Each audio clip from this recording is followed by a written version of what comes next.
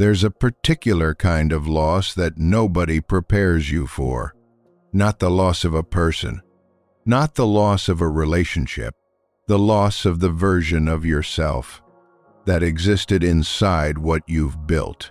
And the question no one asks out loud, who are you when it's gone? In the spring of 1942, a 33-year-old woman named Simone Weil arrived in London. She had left France on one of the last civilian ships before the Germans sealed the coast. She had a battered suitcase, almost no money, and a reputation among the small circle who knew her as one of the most unusual philosophical minds in Europe. She was also, by most practical measures, destroying herself. Weil had spent the previous decade doing things that nobody in her position was supposed to do. She was born into a prosperous Parisian Jewish family. She was educated at the École Normale Supérieure, the most selective university in France, where she graduated first in her cohort, and then she went to work in a factory. Not to write about it, not to gather material, to be a factory worker, to stand at the assembly line at the Renault plant in Boulogne-Billancourt for 11 hours a day, 6 days a week, doing the same stamping and pressing motions, until her hands bled and her already fragile body began to give out. She lasted 9 months. She wrote afterward that the experience had broken something in her, not in the way of defeat, but in the way of revelation. She wrote, "I received forever the mark of a slave." She meant this precisely. She had felt, in her body, what it meant to be a person whose labor was taken for granted, whose time was not their own, whose identity was defined entirely by their function, in a system that did not see them as a person. She wrote about what happened to her at the assembly line, with an accuracy that still reads like someone who has seen something most people spend their lives avoiding. She wrote that the worst part was not the physical pain, though the physical pain was real. The worst part was what happened to time. In ordinary life, she wrote, time is your own, even when you are busy, even when you are constrained. There is some sense that the hours belong to you, that you are moving through them with some degree of intention. On the factory floor, time belonged to the machine. You were inside it, not moving through it, and the self, the brilliant, exceptional, carefully educated self, had nowhere to stand. It could not assert itself. It could not distinguish itself. It was, for 11 hours a day, indistinguishable from every other body doing the same motion, at the same station, in the same building. And something in her, the identity of the brilliant student, the daughter of privilege, the person who moved through rooms with the quiet confidence of someone who had always been exceptional. That identity had been not destroyed, but loosened, set slightly apart from her, so that she could see it, so that she could see for the first time with full clarity that it was not her. It was something she wore, something she had been given and had held, with some combination of effort and luck, for 30 years, but not her. When she arrived in London in 1942, she went to work for the Free French government in exile. She proposed immediately a plan, so extreme that her colleagues thought she had lost her mind. She wanted to parachute nurses, herself included, directly into active combat zones on the front. Not field hospitals, the front, the place where soldiers were dying in the hours before any medical care could reach them. The plan was rejected. General de Gaulle reportedly said that she was insane. She stayed in London, working herself through the night on political and philosophical manuscripts, eating almost nothing, on the stated grounds that she refused to consume more than the official ration of occupied French citizens. Her doctors begged her to eat. Her friends watched her become a shadow of what she'd already been. She died in August 1943. She was 34 years old. The cause listed on the death certificate was tuberculosis, aggravated by starvation. She left behind notebooks, hundreds of pages of political philosophy, theology, and mysticism that her family and friends spent the next decade trying to get published. She was not famous when she died. She became famous afterward, in the way that some people do, when what they were finally becomes legible to the world they lived inside. What I want to think about with you today is not Weil's politics or her theology, both of which are genuinely extraordinary. What I want to think about is a question she spent her life working on, from the inside out. What is left of a person after everything they used to define themselves has been taken away? Not as an abstract question. As a lived one, what remains when the thing you built your identity around is gone? Buddhism had been working on that question for 25 centuries before Simone Weil walked onto the factory floor, and it arrived at an answer that is stranger and more useful than anything she found in the Western tradition she'd been given. Think about something you built, not a project, not a product, something larger and harder to name than that. A career that wasn't just what you did, but was, in some real sense, what you were. A relationship in which you became a particular version of yourself, more open, more generous, more alive, that you haven't quite been able to locate since. A family structure, a community, a way of moving through the world that organized your days and told you, without anyone having to say it, who you were and what you were for. And then it changed, or ended, or was taken, and you did what people do. You grieved in whatever way you grieve. You adjusted, you rebuilt. You told yourself, and probably told others, that you were okay, and in many ways you were. But there's a specific texture to this kind of loss that doesn't go away when the rest of it does.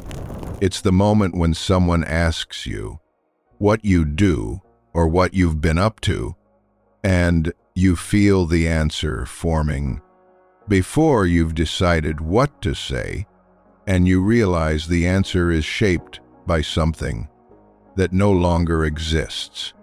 The job title that's been gone for 2 years.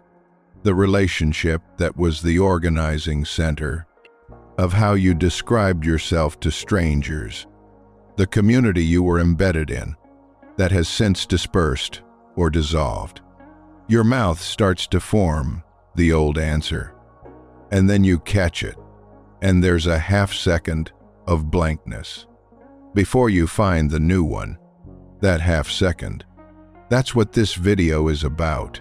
Not the loss itself, not the grief, which is real and has its own name, but the specific disorientation that arrives when what you've lost is not just the thing, but the version of yourself that lived inside it. You've probably told yourself, reasonably, that identity is something you carry inside you, that it doesn't depend on external circumstances, that you are more than your job, your relationship, your role. You believe this, and it's true, and it doesn't make the half second go away. Because the mind doesn't organize identity the way philosophy says it should. It organizes it around what it does every day, around what it returns to. around the particular shape of a life that makes you recognizable to yourself.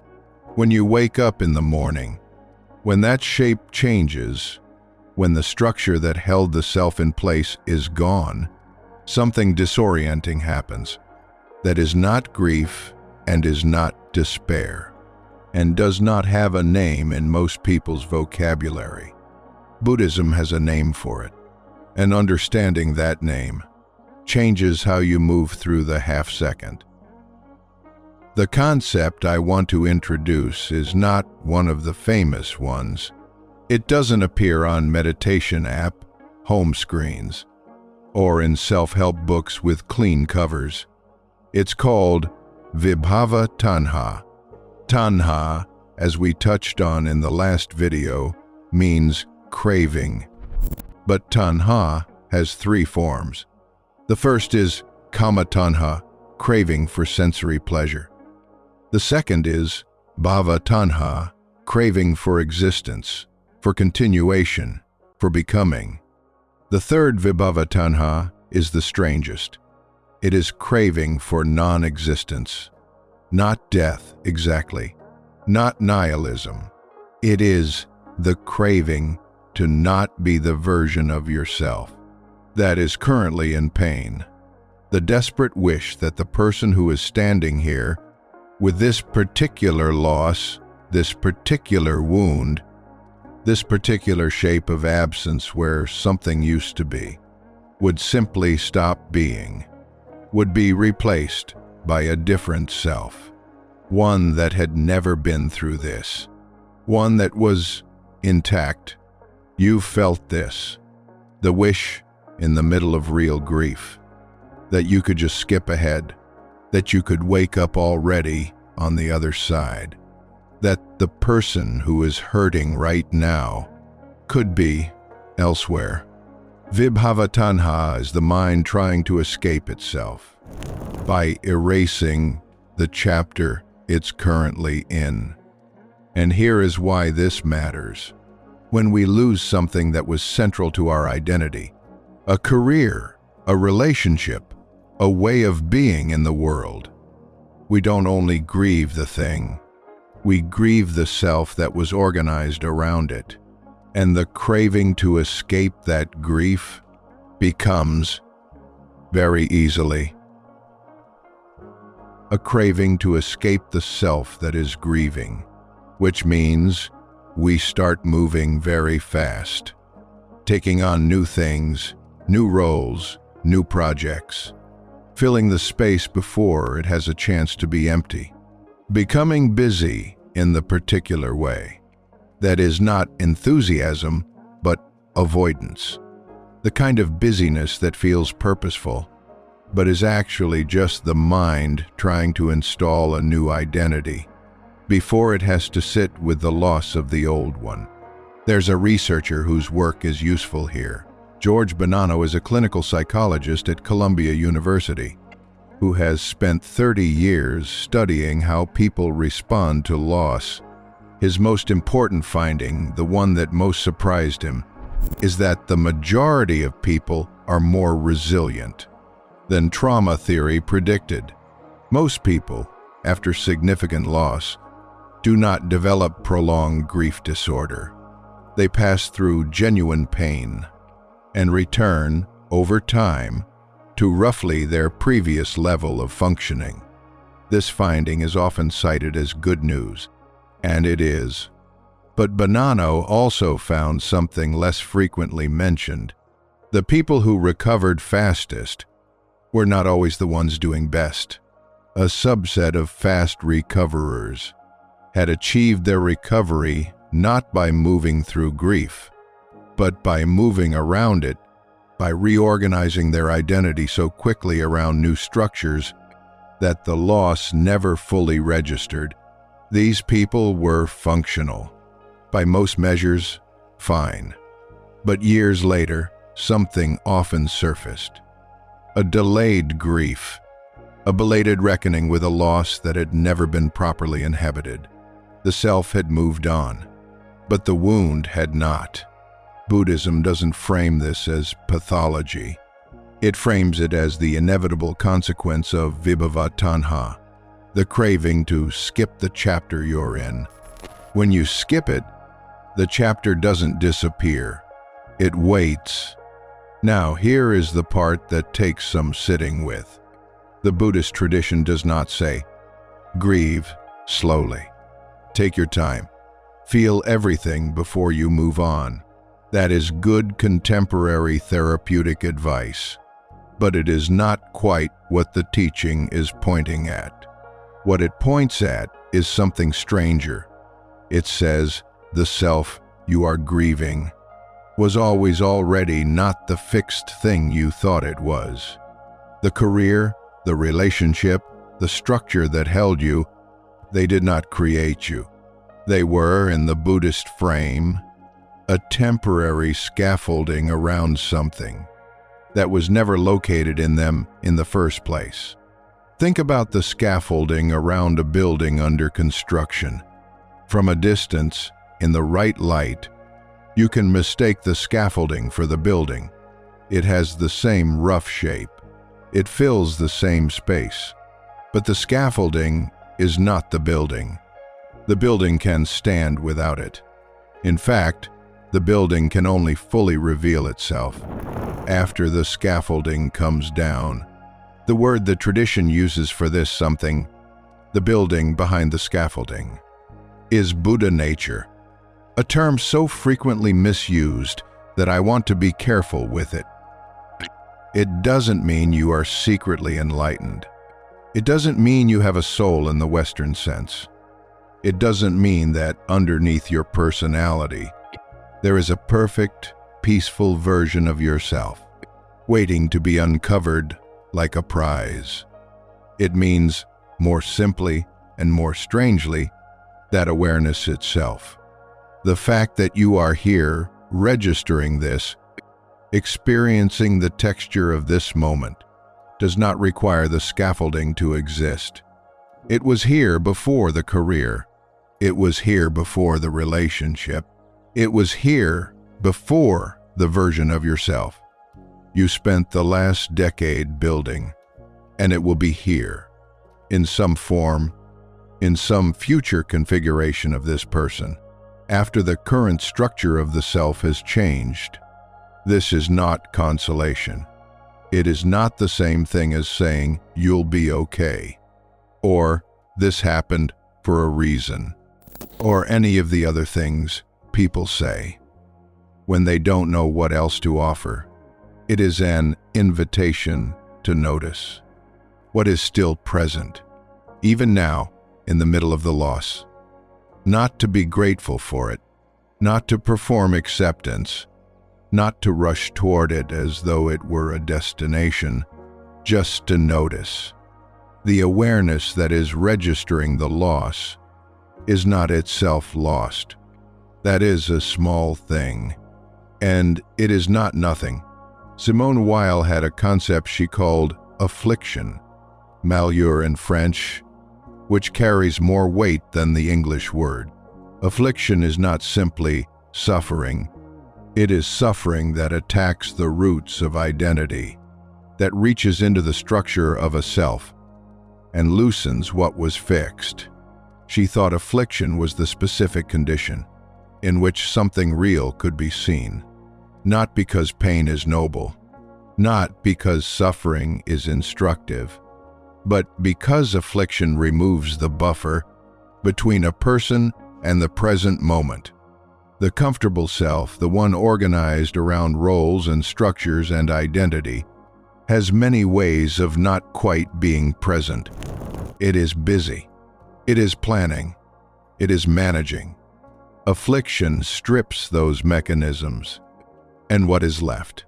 In Weil's language, in the Buddhist language, in the language of anyone who has been through something that broke the scaffolding, is something prior to the structure, something that was always there, but rarely needed. Because the structure was usually enough, here's a micro moment that might be familiar. You're doing something ordinary, making coffee, folding laundry, Sitting in a car at a red light, and the loss arrives, not as thought, as a physical presence, a weight in the chest, or a sudden absence of sound, or the specific quality of light in the room that reminds you of something you can no longer access. And for a moment, before the mind kicks in, before the narrative begins, before you reach for your phone, or your plans, or your to-do list, there is just this, just the awareness of being here, in a body, in a life that is not the life you expected. The Buddhist tradition says that moment, as uncomfortable as it is closer to the truth of what you are than most of what comes before or after it. Not because the truth is painful, but because, in that moment, the scaffolding is down, and you can see what the scaffolding was built on. Something that didn't need it. Something that was always already there. I want to be honest about what this teaching does not offer. It does not offer comfort in any simple sense. The idea that awareness itself persists beyond the loss of a particular self, that something is here that doesn't require the structure. This can be genuinely useful. It can also sound, in the wrong moment, like the most useless thing anyone has ever said. If you have lost something that was genuinely central, a child, a life's work, a version of yourself that was hard-won, then being told that your awareness was there before the loss and will be there after it can feel like being told that the water is still wet while your house is burning down. The Buddhist tradition knows this. The first noble truth, dukkha, is not a problem to be solved by reframing. Dukkha is a recognition that some forms of loss have no adequate response. Some losses don't get integrated, they get carried. And the carrying changes over time. The weight shifts, the posture adjusts, the person becomes different in ways that are neither better nor worse, just different. But the loss itself does not resolve into a lesson or a transformation or a reason. Sometimes it stays a loss. What the teaching offers is not resolution. It is company. The recognition that you are not the first person to stand in the wreckage of a self and wonder what is left.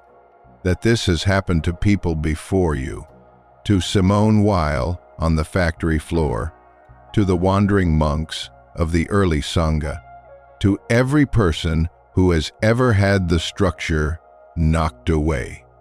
And that the question you are asking right now is not a sign that something has gone wrong. It is the question the human condition keeps producing, and it has been worth asking every time. There is one more hard thing, the insight that something persists, that awareness is prior to identity, that the scaffolding is not the building.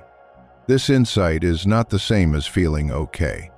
You can understand it completely and still wake up at 3 a.m. with the specific weight of the loss on your chest.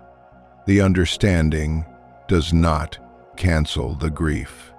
What it can do, slowly and imperfectly, is change your relationship to the grief. Make it slightly less frightening. Give it a context that is larger than the loss itself. Not to shrink the loss, but to make room for the possibility that you are also larger than it. That is all it does. And it is not nothing. The permission. There's something about this particular teaching that is genuinely harder to access when you're young. Not because young people don't suffer, they do. And some young people suffer losses that most people never experience. But the specific question that Vibhava Tanha opens up, what is here when the structure is gone, requires a certain kind of evidence. Evidence that the structure was not the self. Evidence that you survived the loss of a previous version, and the person who emerged was still, recognizably, you. That evidence accumulates over time. You cannot fake it, and you cannot borrow it. It is built, slowly and often, without your awareness, out of the accumulated record of having been through things. A 35-year-old who has lost a job may know, abstractly, that they survived the last job loss, but the knowledge is thin. 2 data points, possibly 1. A 52-year-old who has rebuilt, not once, not twice, but across a decade of versions of themselves that had to be revised or released, has a different kind of knowing. Not certainty. Certainty is not the point, but a certain weight to the knowledge. A texture that comes from having tested it. James Baldwin, who was not a Buddhist, but who arrived at things the tradition would recognize, wrote in a letter to his nephew, "You know, and I know, that the country is celebrating 100 years of freedom. 100 years too soon. We cannot be free until they are free." He was writing about racial injustice, but the structure of the observation applies to something more interior. The self cannot fully settle into what it is until it has some evidence of what it is without the structures it relied on. That evidence is not available in advance. It can only be gathered by living. If you are someone who has gathered who has been through versions of the loss I've been describing, and found, to your own surprise, that something remained, you have something the teaching needs. Not immunity, not wisdom in the comfortable sense, but a record of having been the person who didn't know what was left and found out. That record is available to you right now, in the middle of whatever loss this video is sitting next to. Simone Weil never finished the manuscripts she was working on. She died with pages spread across the desk of her rented room in London. Her friend Gustave Thibon spent years after her death, gathering her notebooks, organizing the fragments, making decisions about what to include and what was too incomplete to publish. He wrote afterward that the task felt less like editing and more like archaeology, as if he were excavating something that had been covered over quickly by illness, by time, by her own refusal to treat her body as something that needed to last. The notebooks were published. They have been continuously in print since 1947. She wrote in one of those notebooks, "Attention is the rarest and purest form of generosity." She was writing about attending to other people, about the capacity to really see someone, to suspend your own agenda and simply be present to what they actually are.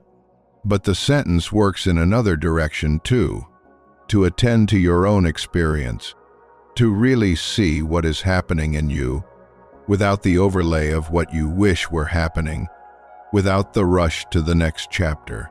That is also a form of generosity to yourself. In the middle of a loss, the mind wants to move. The self wants to reconstitute around something new.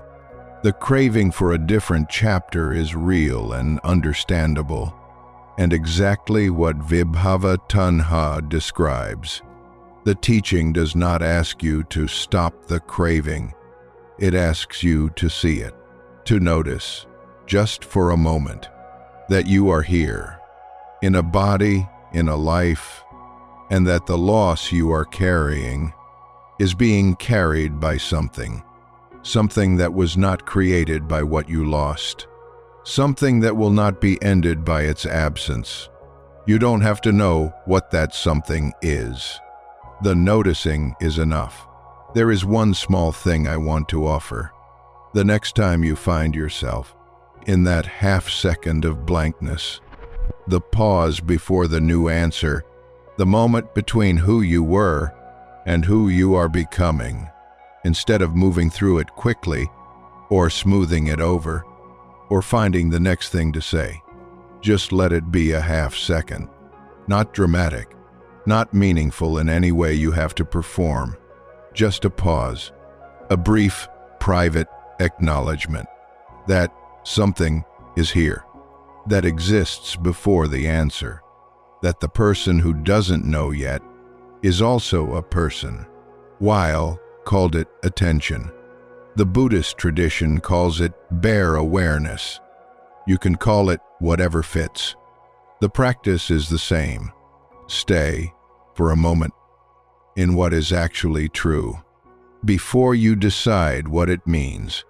In the next video in this series, we reach the turning point, because for 3 episodes, we've been looking at loss from the inside, what it takes, what it unmoors, what it reveals. The next episode asks a different question. What if the thing you're afraid of losing is actually what makes the thing worth having? What if impermanence is not the problem, but the condition without which nothing you love could mean what it means? That's a harder argument to make than it sounds, and I want to make it carefully. If this series is finding you at the right moment, subscribe so the next one reaches you. And if something in today's video found the specific corner of your experience it was looking for, I'd be glad to know in the comments. That kind of recognition is worth more than most responses I know how to write.